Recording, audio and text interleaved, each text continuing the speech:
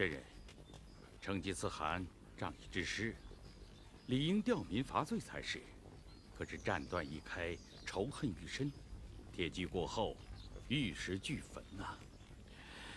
只是苦了背井离乡的蒙古士兵和这一方无辜的百姓。这正是耶律楚材极力举荐真人西行的原因之所在。那就烦请阿海公带我去前线，向鸡拳大汗回师如何？啊，阿海冤枉。到了这个时候，他还想继续远征，我真怕他的身体受不了这种奔波劳碌。这有什么办法？他日夜思念的长春真人已经赶到这里了，他都不肯班师啊。得想个办法。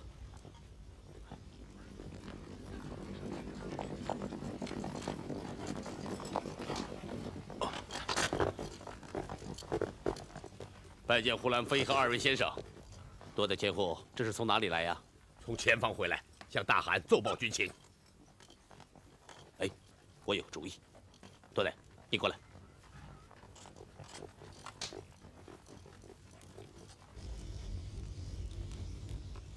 我们没有找到他的下落。大汗，那地方热得像烧牛粪的炉灶，士兵们热死了10几个，所以多布黑申诺言派我回来请示大汗。有件怪事儿，不知道该说不该说。什么事？在我回来路过铁门关的时候，忽然听见一声吼叫，我抬头一看，对面山上有只怪兽。什么样子？怪兽啊，鹿头马尾巴，身上长鳞，五颜六色的，头上长了一只犄角。我这辈子怕过啥，就带人包抄了上去，想抓回来给大汗瞧个新鲜。抓到没有？嘿，别提了，我正要举刀砍他的后腿，忽然那怪兽2条后腿着地站了起来，像人似的那么站着，站起来足足有1尺高。后来怎么了？一下就不见了。你胡编的吧？奇怪，太奇怪了，怎么会有这么巧的事呢？你说什么？我这几天净做怪梦，也梦见过怪兽。长胡子，你听说过这样的事吗？这个怪兽是什么？听师傅他老人家所言，传说中有此兽，能日行18000里。它的出现可能预示着危险。这个嘛，以我看来是上天的意思。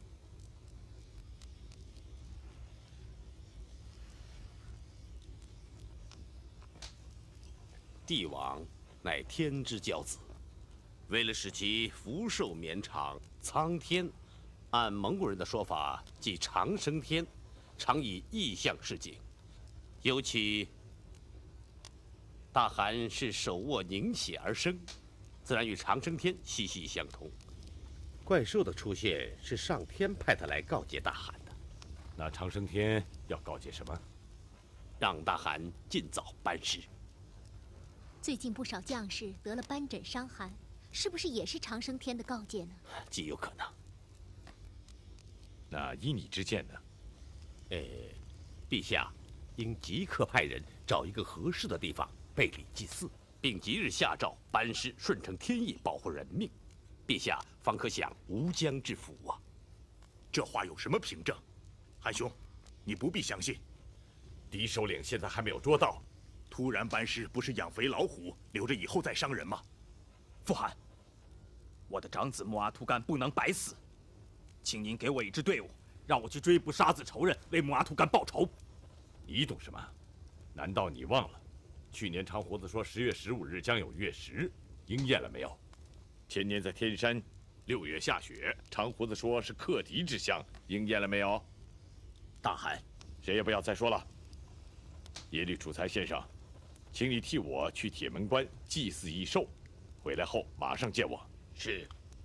你们都退下吧。是。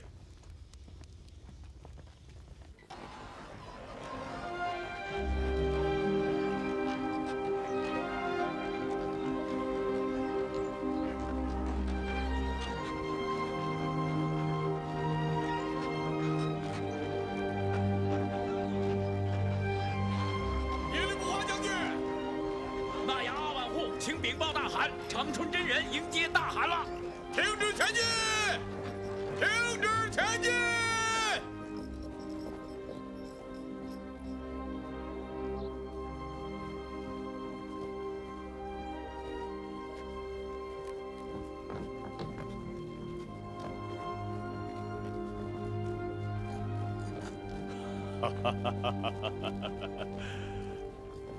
可是老神仙呐，不敢。山野之人丘处机拜见成吉思汗。神仙请。请。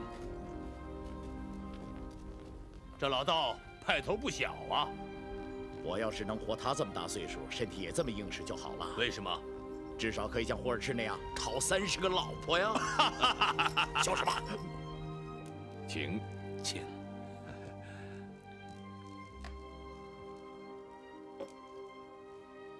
对于蒙古的奶茶奶酒，老神仙还习惯吧？山野之人每餐必粗茶淡饭，对锦衣玉食本无所求。听说老神仙300多岁了。那是谣传。贫道虚度70有3，人怎么能活300多岁呢？不是说有长生不老的药方吗？贫道从来不信此术，天下只有养生之道，而无长生之药。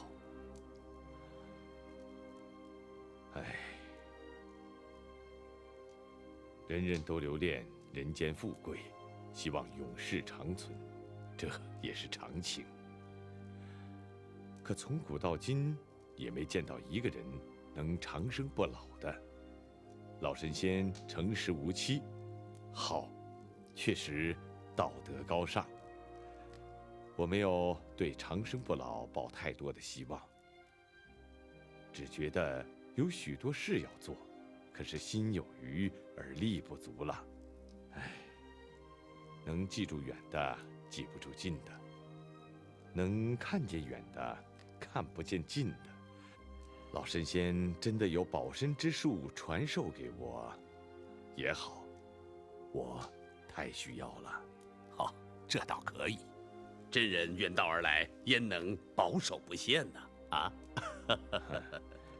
养生安民是人生大道，神仙有什么高见，请赐教，本汗愿以身体力行。道家以为幽燕之地食寒，蜀汉之地食热。江南鱼米，中原五谷，草原肉乳，都可滋民以生存。然锦衣玉食，饱食终日，则于生无益；食不求饱，居无求安，则于生无害。故而节欲念，保身体，随遇而安，才是养生之道。不错，我们兄弟5人幼年起历经坎坷，草根、野果、鱼、土拨鼠有什么吃什么，一个个倒身体强壮。现在有些诺燕子弟，什么好吃吃什么，什么暖和穿什么，一个个弱不禁风，足见食能养人，亦能害人呐。大汗说的不错。养生安民，事虽不同，其道则同耳。顺其天性则生，逆其天性则亡。随其所欲则安，逆其所欲则乱。天道好生而勿杀，至上清净而无为，此乃黄帝老子之至理名言。神仙，您说的安民之道，我就不明白了。您说的随天性，不错，我是信天的。可好生勿杀难。我想让他生，别人想让他死；我想安定，别人非要乱。我看到应该以杀止杀，以乱止乱，才能立足于天地之间。清净无为，怎么会达到天下大治呢？秦始皇以刑法为朝救，以赵高李斯之流当为首仗，然而最终难免覆巢破卵之患，倾扑跌倒之祸。可见严刑和杀法不可做依靠，这是中原历朝历代一面明鉴。所以有人说：“事愈繁，天下愈乱；法愈滋而奸愈至，兵马易设而敌人愈多。”秦国的灭亡就在于他的措施对于民众过于强暴，他的刑罚太严太重了。您说的这些事儿，我没有听到过。神仙可以直接说说，我现在应该怎么做吧？大汗以杀伐夺天下，然不可以杀伐治天下。以刑法除恶，以教化劝善，德与刑并用，恩与威并施，天下方能长治久安。德与刑并用，恩与威并施。神仙是不是说我的刑和威用多了，恩和德用少了？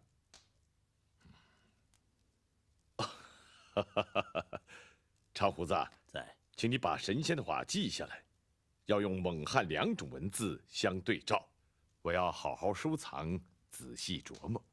是大汗。10年冰火，万里干戈，如今仇敌已灭，天下已定。但愿大汗早日回军，与臣民共享太平。是啊，我征战了一生，正是为了子孙后代享个太平清静。神仙，我们一起班师吧。公元1222年12月，成吉思汗的大军撤回草原。蒙古汗国的这一次征战基本结束了。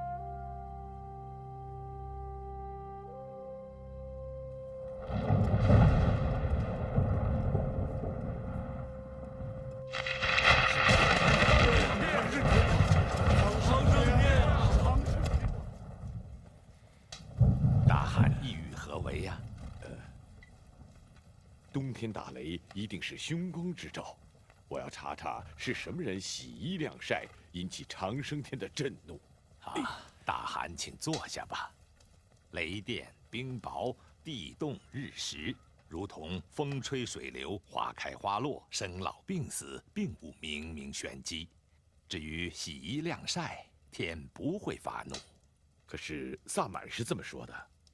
中原人天天洗衣，日日晾晒，上天何故厚此薄彼，唯独不准草原人洗衣晾晒耳？这么说，我的大扎萨令禁止洗衣晾晒这一条要改一改。对，要改一改。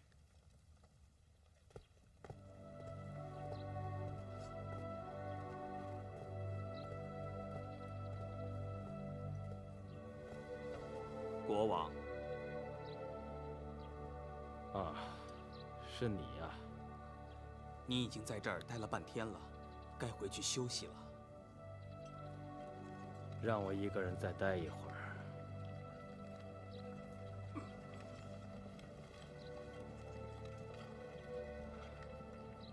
我想家了。大军回草原了，我却留在这里。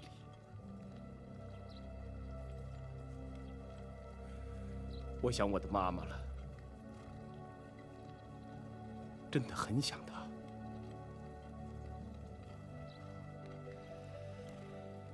你知道父汗为什么不喜欢我吗？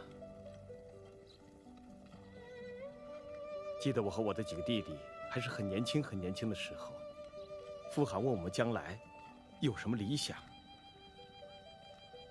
我的那个好弟弟察合台说，他要让敌人的妻子流泪，男人低头。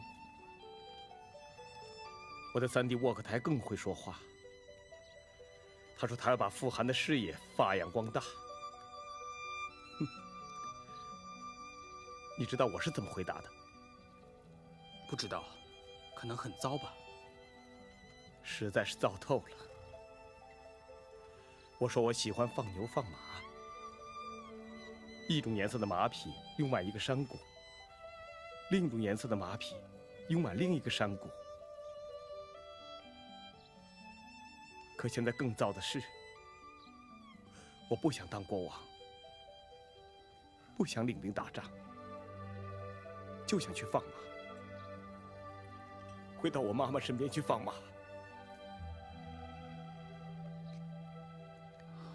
我也想我的妈妈，她自己留在中都了，不知道现在是不是还活着。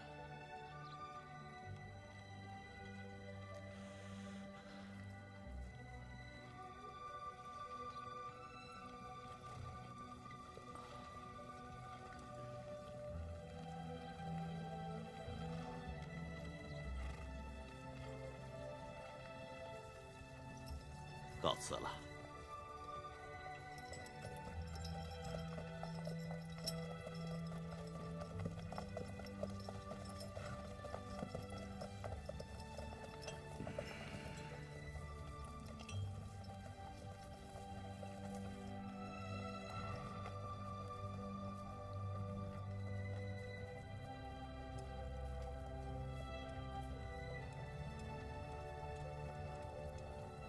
大汗，我们也该走了。走了，走了。这是近10多年来唯一把我当成朋友的人，就像牧马的和放羊的交朋友一样，与我相处了7个多月呀。难得呀。是很难得呀。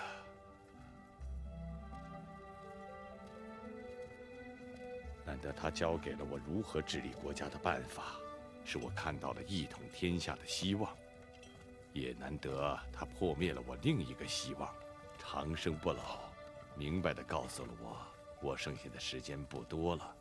哦，对了，好生勿杀，神仙的话有道理啊。战争嘛，难免要杀人，可是要尽可能的不杀人和少杀人，民心要紧呐。公元1224年夏天，远征4年的成吉思汗终于回到了草原。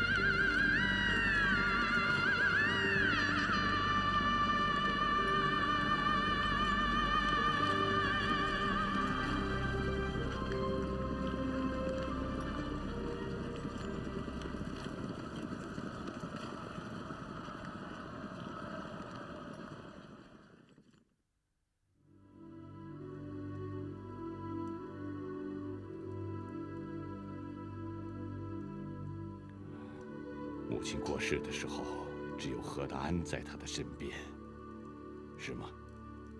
是。不过他走得并不痛苦，这是他的福分。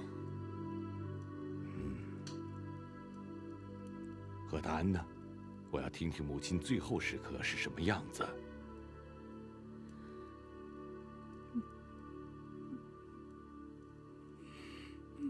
何大安呢？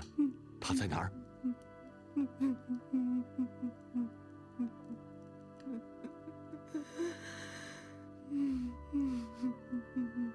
怎么回事？在3个月前，西夏派人到漠北联络我们的百姓，趁富汗在征战途中的机会，攻击了我们留守的营地，和大安姑姑被杀害了。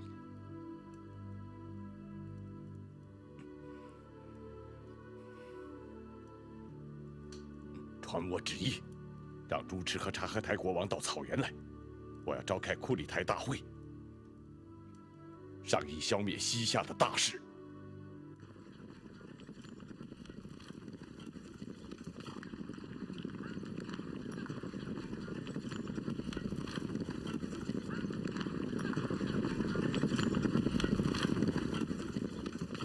巴都，大汗命令我从万里以外来打听打听你父亲朱赤王爷为什么3次催促他回草原参加库里尔台会议，商谈东西夹攻西夏之事，他全不到，而你父亲的侍卫们挡住我不让进。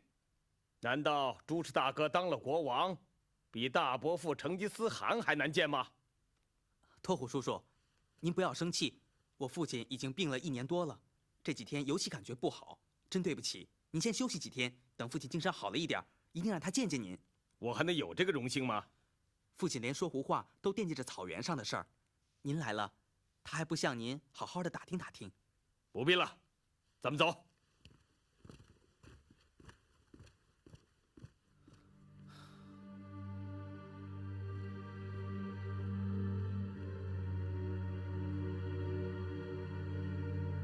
巴都，父汗，好像有什么人来了。是哈萨尔爷爷的3王子托虎叔叔。父汗，这是你爷爷不放心，派他来监视我的。怎么会呢？您并没有做错什么事。在我出生前，你奶奶被蔑尔契人抢去过。这就是我的错。我还有个好弟弟察合台，我不错也得错。父汗，您多心了。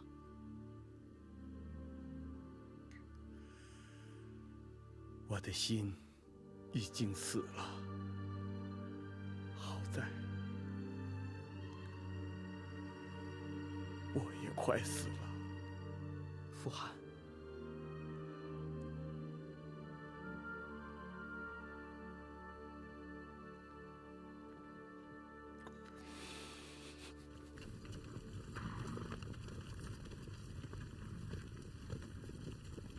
林木中万户呼都可率兵5000帐下听用。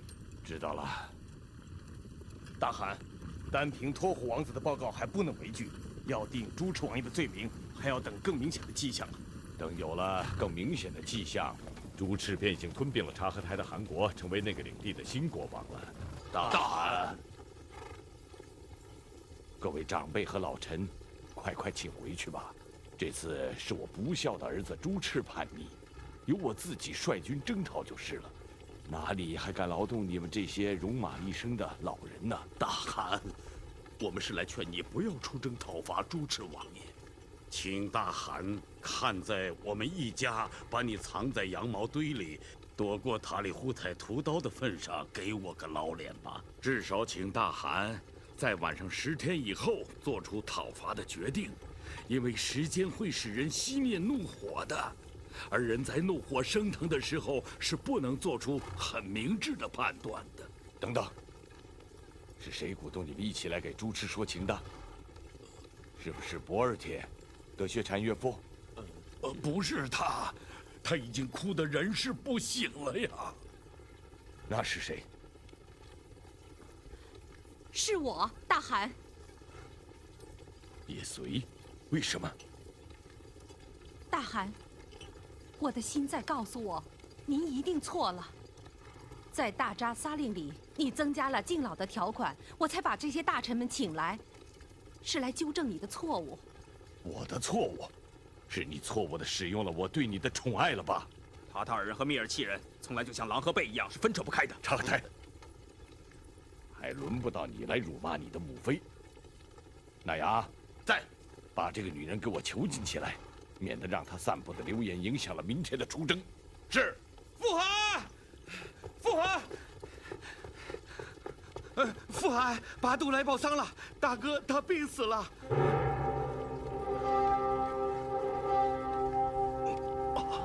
不好！大汗，快请殿对主裁先生。父安，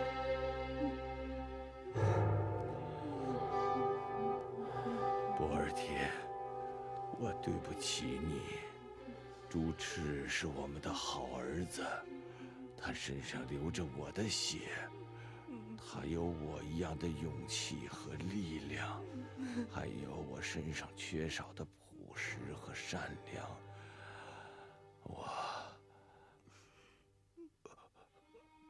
我错怪了他，错怪了你，你们都别记恨我。不会的，大汗不会的。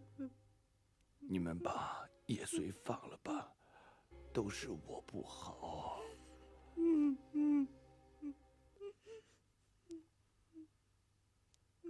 大汗，正西夏的事儿，是不是往后放一放？不，他们屡次背盟，现在又杀了何达安。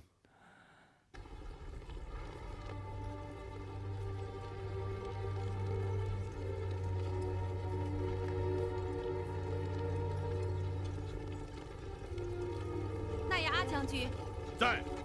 大汗有令，请你让中军立即扎营。是。停止前进！停止前进！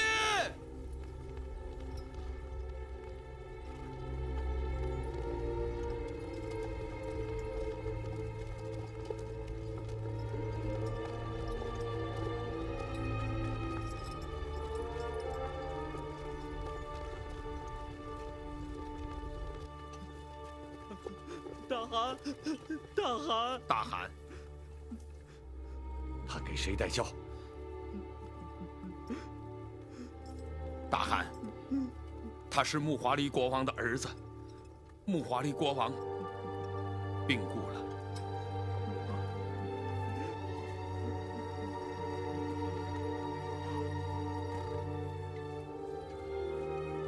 大汗，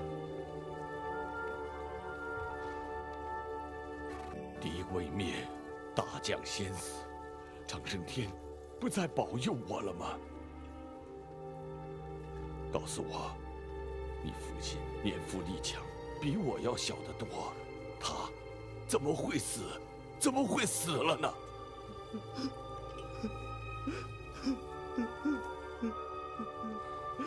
大汗，几年来，木华黎国王与汉军诸万户偏师经营中原，河北之州郡方能皆为我所有。今年初围攻金朝重镇凤翔，眼看即将破城了，可西夏援军突然私自撤退，致使功败垂成。木华黎国王忧愤成疾，不久便一命归天了。又是西夏背盟，岂止如此！西夏见木华黎国王病故，大汗主力远征，一同经订立盟约。还暗中联络草原诸部，要与大汗抗衡。西夏王，你会受到惩罚的。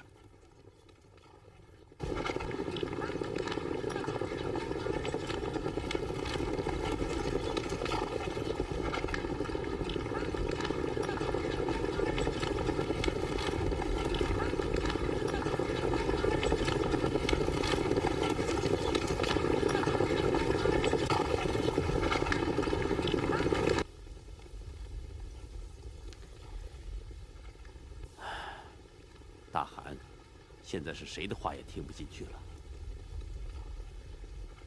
让他去吧，这样对他会好一些。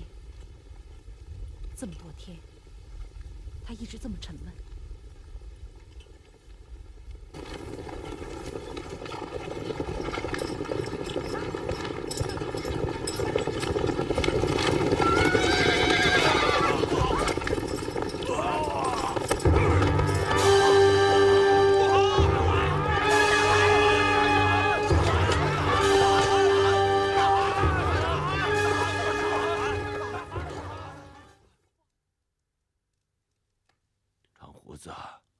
说实话，我要紧吗？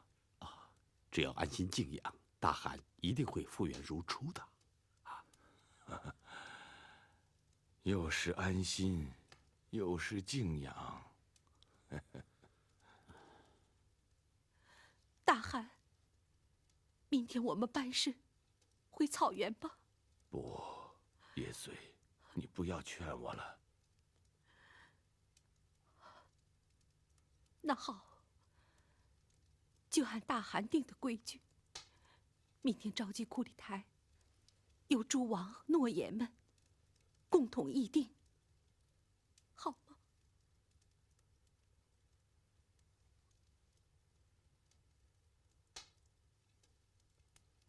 参见大汗。都坐下吧。大汗昨天围猎摔伤，夜里高烧不退，我军禁止去留，请大家共同商议吧。韩兄，我主张先退兵。西夏百姓住在有城有房屋的地方，他们不能把背负不动的营地像牧场一样移走。等韩兄身体康复之后，再来收拾他们嘛。我赞同二叔父的主张，傅寒的身体至关重要。大汗已经63岁了，常年征战，受了不少战争风霜之苦，该过几年安稳日子了。大汗不就是个西夏吗？根本不必劳您亲征。您回草原养伤，我们有套匹马的功夫，就把西夏王给您抓回到草原。大汗，大家都劝你回师呢。不，自从44年前我征讨蔑尔契人以来，大小数十战，我从来没有无功而返过。西夏王本来就说我们气力不足，如果我中途退了兵，他们更要耻笑我胆怯了。大汗，大丈夫不争一时之长短吗？傅寒，大汗，大汗，大汗，傅寒，大汗，大汗，大汗。好，坐下吧。不过，即使撤兵，也不能长了西夏的威风。我要就地扎营，派使臣去西夏，要他们投降。西夏王并没有如成吉思汗希望的举手投降，而是对他派去的使臣说：“与心如虎狼的蒙古人无何可言。”于是，历时1年半的战争终于开始了。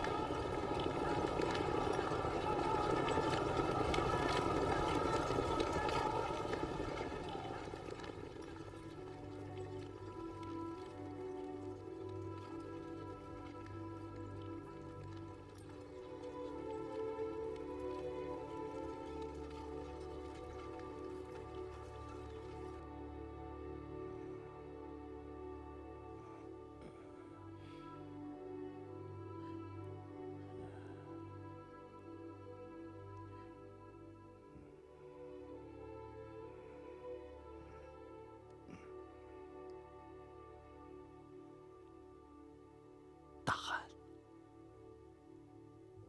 我做了一个梦，梦见了父亲耶稣盖、母亲可伦、妹妹铁木伦和弟弟何赤温了。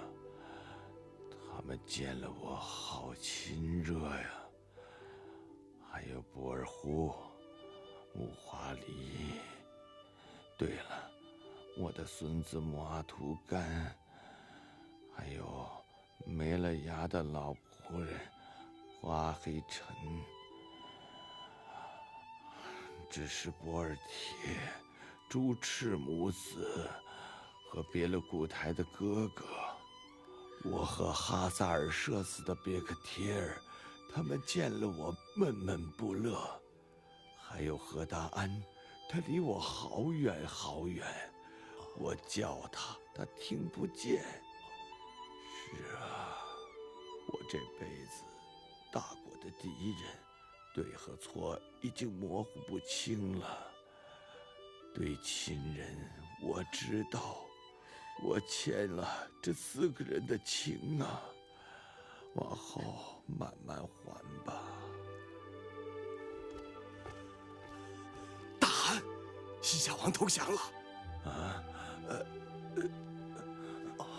大汗，大汗，你还是不要起来，躺下歇息吧。不，趁我的气力还没有耗尽之前，我有些话要对大家说清楚。那样啊，在，去叫大家进来吧。是。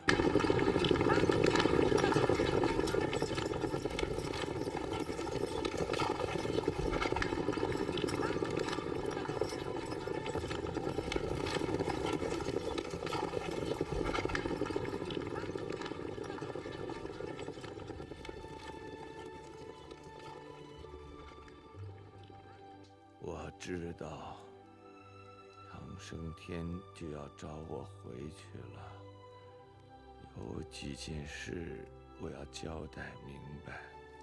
大汗兄，起来吧。第1件，灭金方略。金的精兵驻扎在潼关，南居连山，北居大河，易守难攻。宋和金是世仇，远交近攻，向宋借路，从背后直捣大梁。潼关必然瓦解，我们就可以把先祖安巴海汗的遗物夺回来。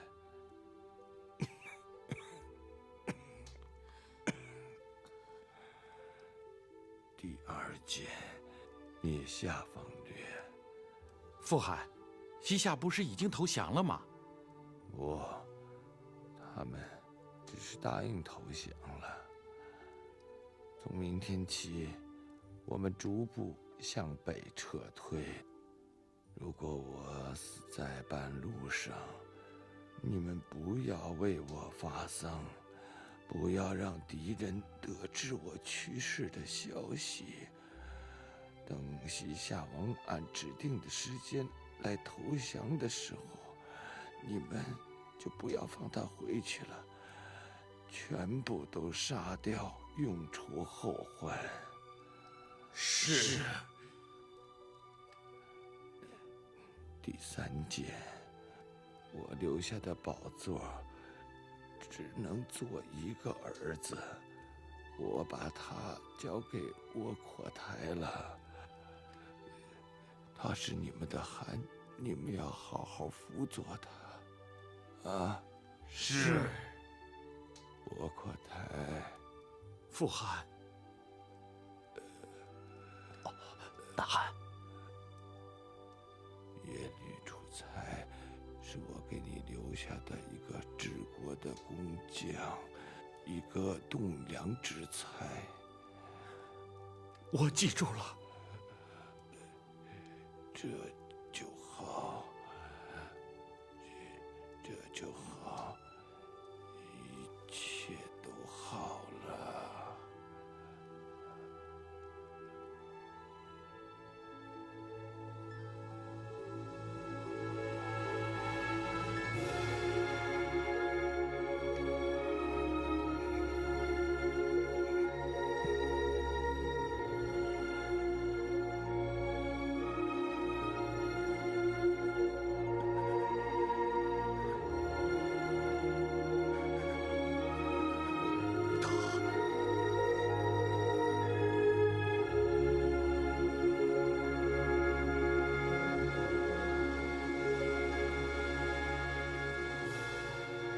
可以继续走了。